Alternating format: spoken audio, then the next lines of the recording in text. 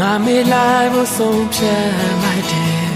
ဒါမင်းတွေ့တော့ကောင်းဆုံးဖြစ်မယ်ကဲငါတွေ့တော့ဆုံးရှုံးလိုက်ရခြင်းပါရင်နဲ့ရှိသမျှပေးဆက်ခဲ့တယ်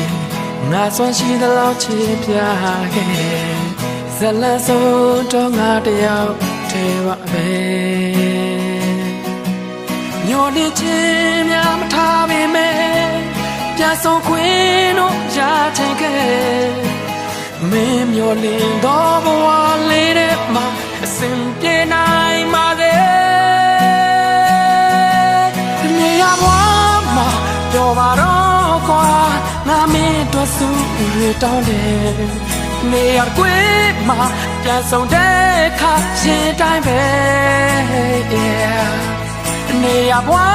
မှာပြောပါတော့ကွာ